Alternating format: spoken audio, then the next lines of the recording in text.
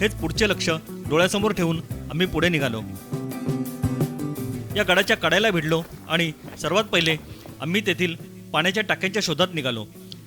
गडावर पिण्याच्या पाण्याचे स्तोत्र आहेत ना, त्याच्यामध्ये 4 टाकी मला इथे दिसलेली आहेत आणि या 4 टाक्यामध्ये एकूण 5 टाकी आहेत, पण एक टाकं बुजलेलं आहे पूर्णपणे आणि त्यातली ती 3 टाकी आहेत. त्या 3 टाक्यातलं पाणी पिण्यासारखं नाही आहे, पूर्ण तवंग आलेलं आहे त्या पाण्यामध्ये. आणि तिथे जे पहिलं टाकं आहे जिथे जितेंद्र म्हणजे आमचे जेडी पाणी भरतायत, तर गडावर पिण्याच्या पाण्याचं स्तोत्र आपल्या तटबंदीपासून आतमध्ये आलो की इथे आलो की आतमध्ये, आणि हे पहिलं टाकं आहे ज्यामध्ये पिण्याचं पाणी खूप छान आहे.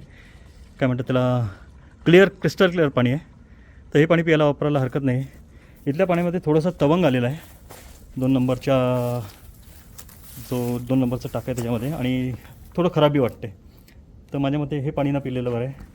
इथे 3रं टाकं आहे ते सुकं आहे आणि पुढे अजून टाकी आहेत असं बोलत आहेत. चला जाऊन बघूया. या गडावर पिण्याच्या पाण्याचा साठा तसा वरती तलाव आहेत, पण हां इथे एक टाका आहे पण ते पण खराबच आहे. त्याच्यामुळे हे पाणी पिण्यायोग्य नाही आहे आणि त्याच्या पुढे नाही दिसत नाही आहेत असं वाटतंय. गडाच्या कड्याला लागून असलेली पाण्याची ही 5 टाकी, यातील एका टाक्यातील पाणी पिण्यायोग्य असून या गडावर कुठेही पिण्याचे पाणी नाही याची सर्वांनी नोंद घेऊन या गडावर जाताना येथूनच पाणी घेऊन जावे.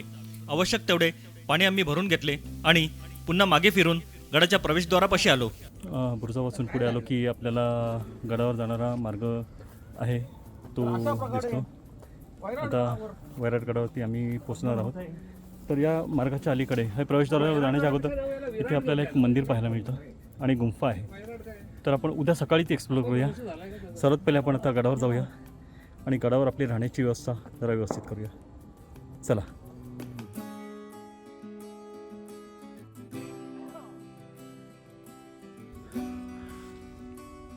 तर अशा प्रकारे आजच्या दिवसाला 3रा किल्ला सर करण्यामध्ये यस आम्ही जवळजवळ यशस्वी झालेलो आहोत. या गडाचे प्रवेशद्वार आज आपल्याला उद्ध्वस्त अवस्थेत पाहायला मिळते, पण गडाच्या दरवाजाचा उंबरा मात्र या गडाचे प्रवेशद्वार भव्य असल्याची खात्री पटवते.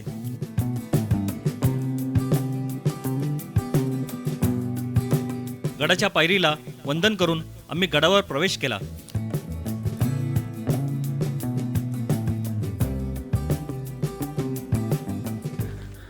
दमछाक करणारा ट्रेक, जवळजवळ 2.5 तास आम्हाला लागले या ट्रेकला. आणि आता आम्ही गडावर प्रवेश केला आहे. हां, हे हनुमान मंदिर आहे. गडावर प्रवेश केले आपल्याला जे दिसते माझ्या मागे ते गडावरील हनुमान मंदिर आहे. गडावर आल्यावर उजवीकडे आपल्याला उद्ध्वस्त बुरुज आणि गडावरील मारुतीरायाचे मंदिर पाहायला मिळते. आपले पहिले ध्येय वस्तीसाठी असलेले मंदिर गाठायचे आणि दुसऱ्या दिवशी गडभ्रमंती करायचे असे होते. आम्ही गडावरील मंदिराच्या दिशेने निघालो आणि मंदिर गाठले.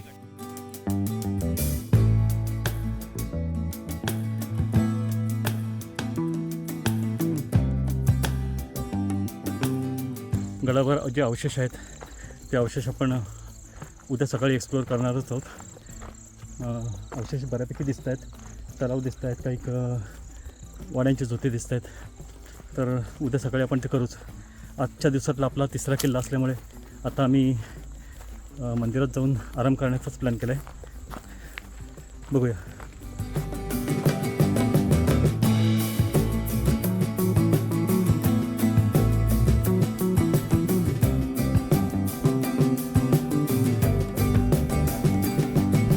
रात्रीच्या वस्तीची आणि जेवणाची तयारी केली.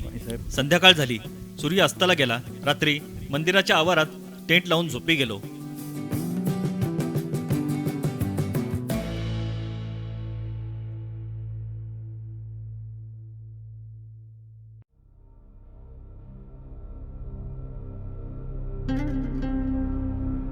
सकाळ झाली. पहाटेच्या थंड वातावरणात गडावरील आमची ही प्रसन्न सकाळ.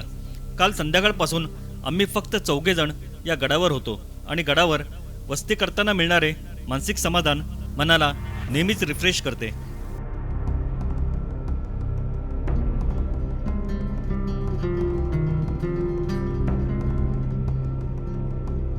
या प्रसन्न वातावरणात चहा मिळाला की एक मस्त मूड बनतो. मग काय, सुनीलने मस्त चहा बनवला. सकाळ सकाळी मस्त की चहा या थंड वातावरणात कसं वाटतंय? चुलीवरचा चहा. गुड मॉर्निंग, सुप्रभात. येस. दुधाचा ट्रिपल पेक ट्रिपल पे. दुधाचा ट्रिपल पेक टाकलाय सचिन म्हात्रे यांनी. Smoky T. येस. मस्त. गडावरील वैराटेश्वराच्या प्राचीन मंदिरात दर्शन घेतले. मंदिराच्या समोर दगडी नंदीची सुबक मूर्ती आहे. मंदिराच्या गाभाऱ्यात प्राचीन शिवलिंग आणि परिसरात भगवान गणेशाची मूर्ती आणि प्राचीन विरगळी पाहायला मिळतात. पौराणिक कथानुसार ज्या ठिकाणी आज वाई शहर आहे ती पूर्वी विराट नगरी होती. पांडवांच्या अज्ञातवासाच्या वेळी राजा विराटाच्या या नगरीचे रक्षण करण्यासाठी गडावर ज्या देवाची स्थापना करण्यात आली तेच हे वैराटेश्वर महादेव.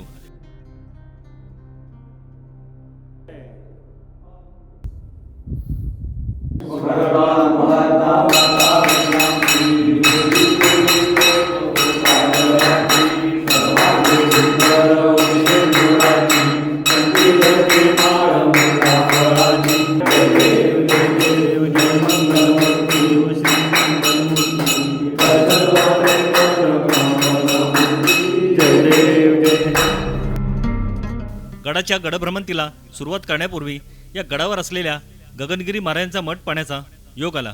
महाराज या ठिकाणी वास्तव्यास होते, त्यामुळे त्यांच्या शिष्यांनी या ठिकाणी मठाची आणि त्यांच्या स्मृतीची जोपासना केली आहे. मठात आज कोणीही नव्हते, पण मठातील वातावरण इतके प्रसन्न होते की मठामध्ये एक आध्यात्मिक शांतता अनुभवता येते. येथे बसून ध्यानधारणा करावी अशी आम्हा सर्वांची इच्छा झाली.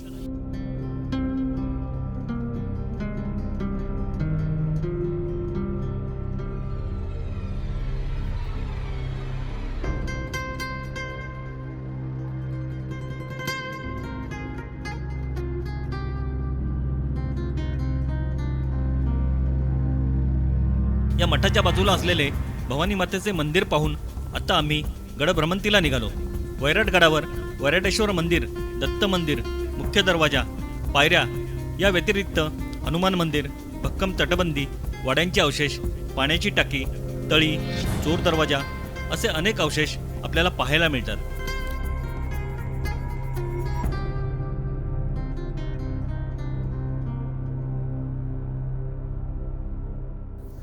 आत्ता आम्ही गडभ्रमंतीसाठी बाहेर पडलेलो आहोत. या गडाच्या इतिहासाबाबत सांगायचं झालं तर शिलार राजा भोज दुसरा याने हा किल्ला बांधलेला आहे 12व्या शतकात आणि त्यापूर्वीचे काही संदर्भ या किल्ल्याच्या बाबतीत आढळतात. तर सातवाहन काळात महाराष्ट्रात अनेक डोंगरी किल्ल्यांचा वापर व्यापारी मार्गाच्या रक्षणासाठी केला जात असे. वैराट गडाच्या जवळ असलेल्या वाई परिसराचा उल्लेख या कालखंडात आढळतो. सातवाहनानंतर हा प्रदेश चालुक्य आणि राष्ट्रकूट राजांच्या अंमलाखाली आला. उपलब्ध ऐतिहासिक नोंदीनुसार वैराटगडाचे मुख्य बांधकाम कोल्हापूरच्या शिलार घराण्यातील राजा भोज दुसरा याने इसवी सन 1178 ते 1193 या काळात केले होते. राजा भोजने आपल्या राज्याच्या संरक्षणासाठी ज्या 15 किल्ल्यांची साखळी बांधली होती त्यामध्ये वैराटगडाचा समावेश होता. शिलाहार राजवटीच्या शेवटी देवगिरीच्या यादवांनी शिलाहार राजांचा पराभव केला आणि वैराटगडासह संपूर्ण दक्षिण महाराष्ट्र आपल्या ताब्यात घेतला. इसवी सन 1347 मध्ये अल्लाउद्दीन हसन बहमन शाह यांनी दक्षिण भारतात स्वतंत्र बहमनी राज्याची स्थापना केली. या काळात साताऱ्याचा वाई परिसर आणि वैराटगड बहमनी साम्राज्याचा भाग बनला. छत्रपती शिवाजी महाराजांनी जेव्हा अफजलखानाचा वध केला तेव्हा त्यांना कळलं की आदिलशहाला जर शह द्यायचे असेल तर आदिलशहाचे किल्ले आपल्या ताब्यात घेणं खूप गरजेचं आहे. परंतु काही काळ असा गेला की त्याच्यामध्ये मग पुरंदरचा तह झाला. महाराज आग्र्यावरून निसटून आले आणि आग्र्यावरून निसटून आल्यानंतर महाराजांनी महाराष्ट्रातले किल्ले घेण्याचे जे मुघलांच्या ताब्यात गेलेले आणि आदिलशाहच्या ताब्यातले किल्ले घेण्याचा एक सुरुवात केली आणि 1673 महाराजांनी हा किल्ला आपल्या स्वराज्यामध्ये सामील करून घेतला. बहमनींच्या या काळात गडाचा ताबा स्थानिक सुभेदार किंवा बहमनी सरदारांकडे असे. 15व्या शतकाच्या शेवटी बहमनी साम्राज्याचे तुकडे पडले. त्यावेळी वैराटगडाचा ताबा विजापूरच्या आदिलशाहीकडे गेला. छत्रपती शिवाजी महाराजांनी 1673 पन्हाळा जिंकल्यानंतर सातारा आणि वाई परिसरातील किल्ले ताब्यात घेण्याची मोहीम आखली. याच मोहिमेदरम्यान त्यांनी वैराटगड आदिलशाहीकडून जिंकून घेतला. उपलब्ध ऐतिहासिक नोंदीनुसार इसवी सन 1673 ते 1689 या काळात सरदार पिलाजी गोळे हे वैराटगडाचे किल्लेदार होते. पश्चिमेकडे बुर्जाकडे आपण आता निघालो आहोत आणि एक गोष्ट जाणवते की या गडाची तटबंदी खूप चांगली आहे. बऱ्यापैकी शाबूत असलेली तटबंदी आपल्याला या गडावर पाहायला मिळते. तर एक चांगला अनुभव या गडावरती आपल्याला येतो. 1689 पर्यंत हा किल्ला मराठ्यांच्या ताब्यात होता. इसवी सन 1699 औरंगजेबाने जेव्हा आपली दक्षिण दिग्विजय मोहीम तीव्र केली तेव्हा वैराटगड मोगलांच्या ताब्यात गेला आणि औरंगजेबाने या गडाचे नाव बदलून सर्जागड असे ठेवले. 1707 औरंगजेबाच्या मृत्यूनंतर छत्रपती शाहू महाराज यांची मोगलांच्या कैदेतून सुटका झाली. त्यांनी स्वराज्याचा ताबा मिळवण्यासाठी मोहीम सुरू केली. याच काळात म्हणजे 1707 ते 1708च्या सुमारास सातारा आणि वाई परिसरातील किल्ल्यांसह वैराटगड पुन्हा मराठ्यांच्या आधिपत्याखाली आला. पहिल्या बाजीराव पेशव्यांच्या काळात सातारा हे मराठा साम्राज्याचे राजधानीचे केंद्र होते. या काळात वैराटगड हा साताऱ्याच्या रक्षणासाठी एक महत्त्वाचा किल्ला म्हणून गणला जात असे. पेशवाईच्या अस्तानंतर एप्रिल 1818 जनरल प्रिझलर याच्या नेतृत्वाखाली ब्रिटिश फौजाने वैराटगड जिंकला आणि हा गड इंग्रजांच्या स्वाधीन झाला. आता आमची गडभ्रमंती बऱ्यापैकी पूर्ण झालेली आहे आणि परतीच्या प्रवासाला आता आम्ही निघणार आहोत.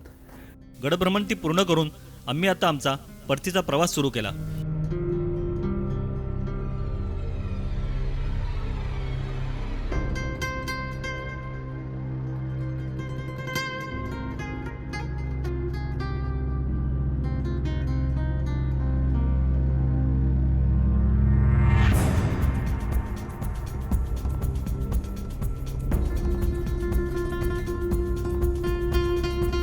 वैराटगडाचे विराट रूप, आजूबाजूचा प्रदेश आणि गडावरील वास्तू पाहत आम्ही गडाच्या प्रवेशद्वाराजवळ असलेल्या हनुमान मंदिरापाशी आलो. मंदिरात हनुमान आणि छत्रपती शिवाजी महाराजांची मूर्ती आहे. तसेच मंदिराबाहेरही हनुमानाचे शिल्प पाहायला मिळते. सुनील, सचिन आणि जितेंद्र यांना हा गड खूप आवडला होता हे त्यांच्या बोलण्यातूनच जाणवत होते. वैराटगड म्हटलं ना की मस्त एकदम, म्हणजे काय म्हणतात की शांती, पीस, एकदम काय म्हणतात रिलॅक्सेशन. जाताना जेवढा तुम्ही दमछाक होते ना तेवढाच वरती गेल्यावर माणसाला दमछाक केल्याचा रिटर्न मिळतो. तिथे जाऊन जे स्टेबिलिटी मिळते, जे मन शांत होते, ते मन स्थिर होतं ना, त्याबद्दल म्हणजे अतुलनीय. आणि आता 5 किल्ल्यांमध्ये आत्ताचा जो वैराटगड बघितला त्याच्यामध्ये जे समाधी स्थळ आहे त्याच्याकडे बघितल्यानंतर त्याचा व्हिडिओ तुम्हाला विजय पाटील देतीलच. त्यामध्ये मेडिटेशनची जागा आणि त्याच्यातून मिळणारं समाधान हे मला अनुभवाचं आहे. त्यासाठी मी परत एकदा नक्कीच इथे येऊन 1 तासासाठी तरी मेडिटेशन करीन त्या स्पॉटला. हा या ट्रेकचा मुकुटमणी ठरेल असा ट्रेक झाला. म्हणजे एक्झर्शनच्या बाबतीत पण आणि वरती जी शांतता मिळाली, अशी शांतता हल्लीच्या धाकधुकीच्या जीवनात मिळत नाही. आणि कोणाला काही किल्ल्यांबद्दल वाटो न वाटो, पण तुम्हाला खरोखर आत्मिक शांतता, तुम्हाला खरोखर जगात कुठे परमेश्वर आहे हे जर जाणून घ्यायचं असेल आणि शांत राहून जर मन तुम्हाला आपलं रिफ्रेश करायचं असेल तर जरूर कुठला ना कुठला एक ना एक किल्ला करतच राहावं. आणि माझ्यामते म्हणूनच हाच मी सल्ला देईन गडभ्रमंतीवाल्यांना.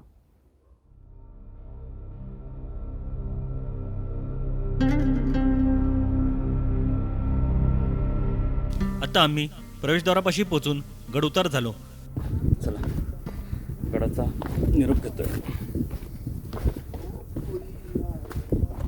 5 किल्ल्यांची भटकंती पूर्ण करून आता उत्तराच्या मार्गावरती आहोत आणि गडाच्या प्रवेशद्वारापाशी आलेलो आहोत.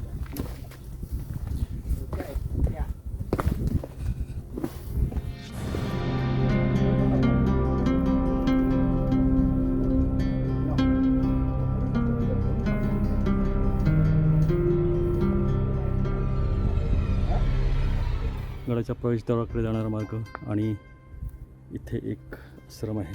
वाटेवर असलेली देवाची घुमटी आणि प्राचीन गुहा पाहून आम्ही आमचा परतीचा प्रवास सुरू केला.